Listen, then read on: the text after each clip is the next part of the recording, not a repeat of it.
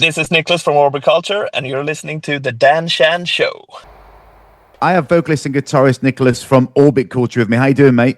I'm doing very good, man. You're How are you? on the run. I'm very good, mate. You got a very busy week. You're doing signings in Stockholm, then you're in Birmingham doing signings, and you're in LA doing signings. You're going to your last rehearsal now. I'm so appreciative of your time. You're in Stockholm, or you're near home? No, I'm at home actually. Just heading to rehearsals here right now, and we're gonna pack down for Stockholm as we leave for Stockholm very early tomorrow. So it starts now, man. That's it, man. I feel like I'm at the start of it. I feel like I'm with you on it. It's the journey. It's about to go. You're about to launch. Yeah.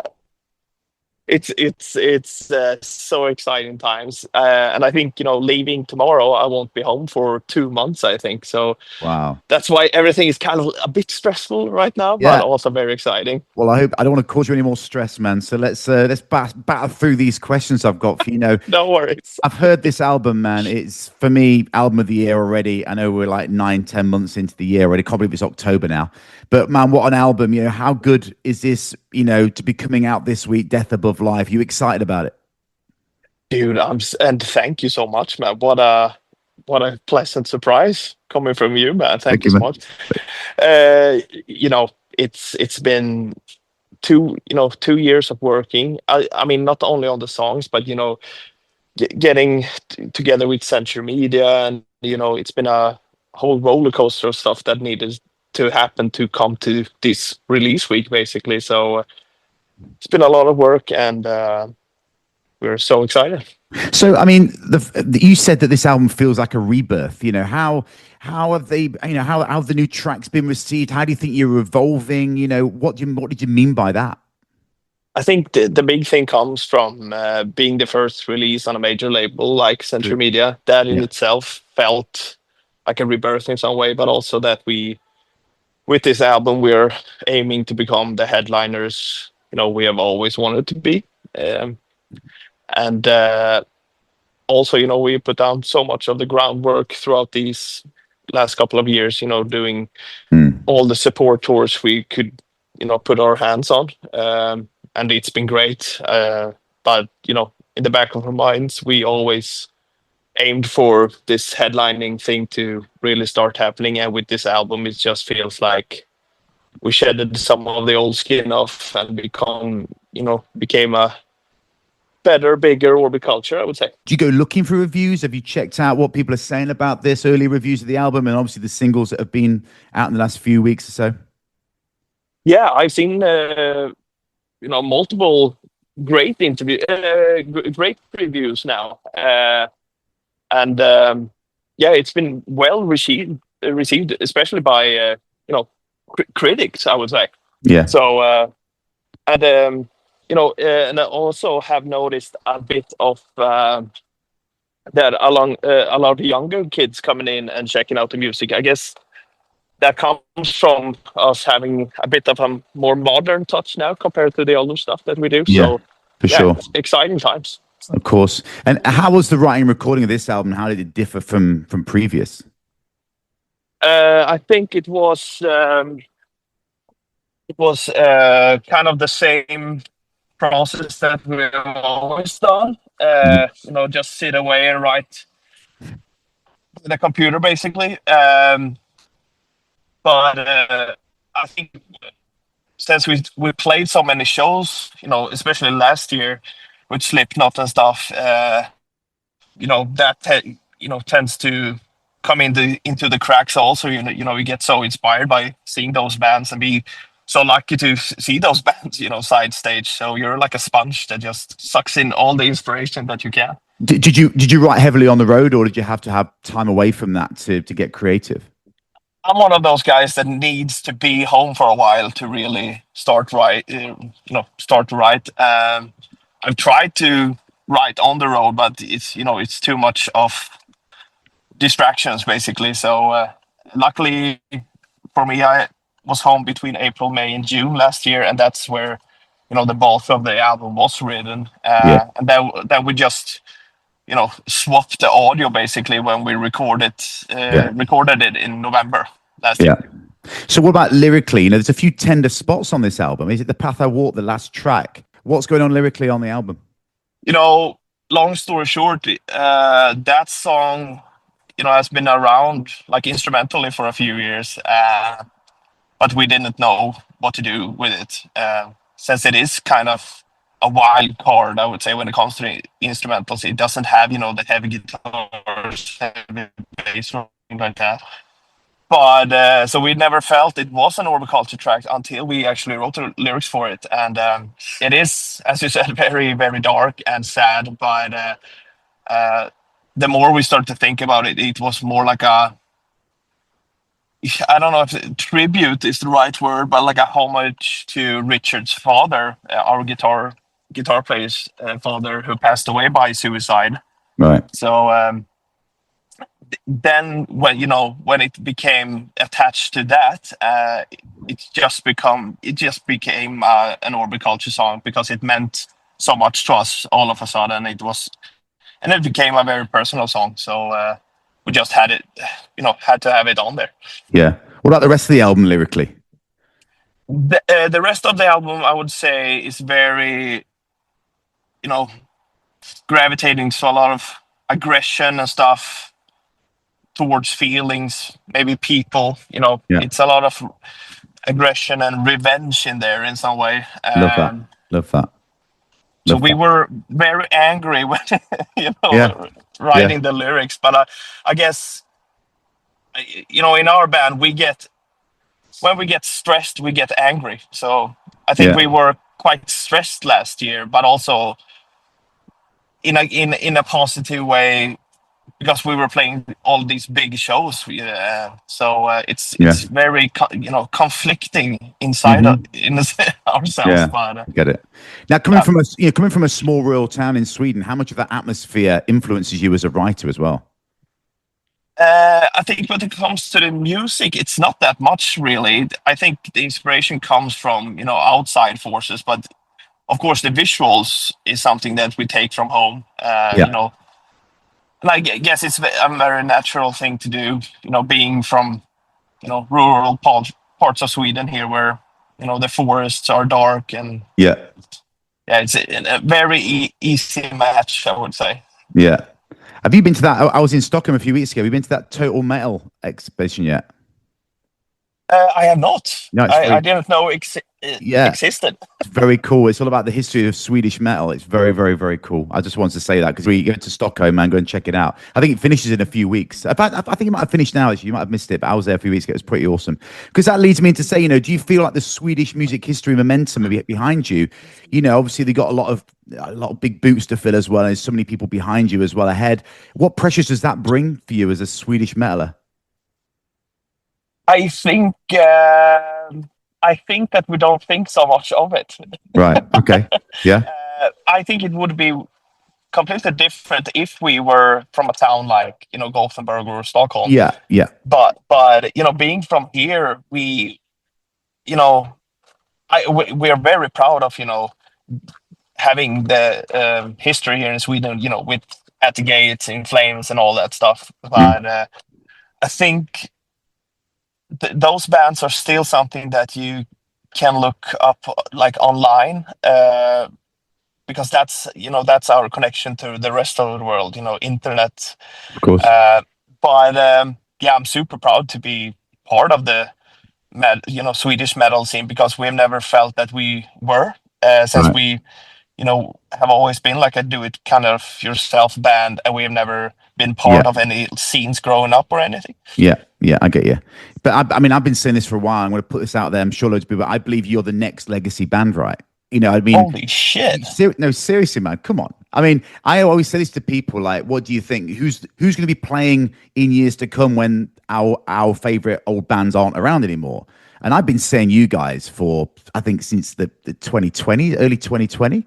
Honestly, I've had this feeling for you guys. And you must feel that as well. Do you feel like the momentum gathering year after year? Supporting Slipknot and then bringing out this incredible album. You're going on tour with Gaia. You're literally taking over, which is what I expected. Do you feel that? Fuck yeah. Now I do when you put it like that. Seriously? Yeah, but we know we have, some sort of momentum, and we are very aware and appreciative of that, because we know that the day will come when it goes a bit down also, Yeah. so we're very aware of that, and with us, we have a big problem with, because all of these great things happen, and you're always like, what's the next thing, what's the next fix, Yeah. right? Yeah.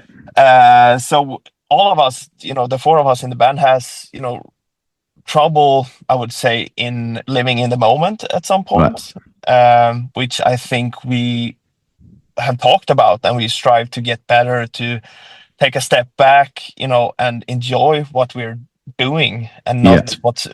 not pre-enjoy the next thing, if that Yeah, makes sense. obviously bucket lists and those kind of dreams can take over a little bit. You need to live in the moment because you literally are living it. You know what I mean? Yeah, You got, exactly. you're meeting all your fans this week. You're flying off to the States to go and do signings. You got an awesome album releasing. I mean, what fucking good is that? And the next Yeah. thing for me is the fact that you guys are big movie fans. I want to see an all bit culture track in a film. Can you feel that? Is that going to happen? I would love to, man. I've said this in like previous interviews that I've done now. It's like, I hope that they still keep on making these Saw movies, and even though, if it would been a shitty ass Saw movie, I would love to have Orbiculture in there somehow. Oh man, I'm thinking big Hollywood dystopian film. You know what I mean? I want to see Yeah, like definitely. as the credits roll, some fucking like in your face orbit culture. That's what I want to see. Hell yeah, man. Now touring, you got a chunky tour. We've mentioned with Gay Area coming up. That's like now until like November. We're in October now. What else is happening going forward? Obviously, festival slots will start slipping into place for next summer. Is it going to be a big road, big cycle? This one? Yes, I mean, we're gonna tour the shit out of this album. That's been the goal, ever since we started to work on it. But as you said, we have this big ass tour in Europe, and then we have something in the US too, which I Yeah. really can't say much Oh about. yeah. I But expected that. Yeah, I expected that. so it's a very, natural thing to do. Yeah. But But yeah. But you're not coming to Barcelona where I live, so I'm gonna have to find you on the road somewhere. So I'll have to come and catch you in a city I've probably not been to. Yeah, please do, man. You're Oh, so welcome. fucking will. So how was it opening for Slipknot? We touched on it. How was that? And what a tour that must have been, and a real taste for what's to come for you. To give you that headlining slot vibe. Holy shit, that was amazing. Before that tour, it felt very intimidating, I would say. Being Slipknot and being in these arenas that we, never, dreamt of playing. Of course. Yeah. Madison Square Garden, Scotiabank Arena in Toronto. Like, those are some, world legendary venues. And this tiny band from Sweden comes along and gets to join that, and that in itself, I can't really, I don't think I have, grasped this fully yet, what happened. And people sometimes ask me, like, how was it to play Madison Square Garden, even as a support act? And I was like, I can't really remember, because I was it felt like you were in a fog, basically, because you were so focused. Yeah. But I will say this about Slipknot: as intimidating it can be when you get that offer. When we got to the first show, it felt like we were so home, and they were so welcoming. Especially the crew, Right. and you can sometimes expect the headliners crew to be like the only main concern is Slipknot, or like, Yeah. but they took us in so well, and That's took cool. care of us every day. That's what you want to hear, man. That's what you want to hear. And that's amazing. I love that. Now, which element do you prefer? Do you prefer studio or stage? Are you more of a stage guy? Do you do the music to play live, or do you do the live shows to create music? I mean, to have fun, I would say I love to play, like, be out on the road with the guys, and play these shows. That in itself is something that I enjoy so much. But in another way compared to the studio. In the studio, I get this joy from satisfaction instead, and Yeah. something very therapeutic for myself. I enjoy both parts so much, but in such different ways, I would say. I've got a few fun questions. I know you rush for time, man. I'm going to give you just bang these few questions in and just answer them honestly, right? All right, yeah, let's do it. This is delving into Niklas's psyche, right? What's Okay. what's one thing everyone should try at least once? Holy shit. Can it be food and stuff too? Anything you like.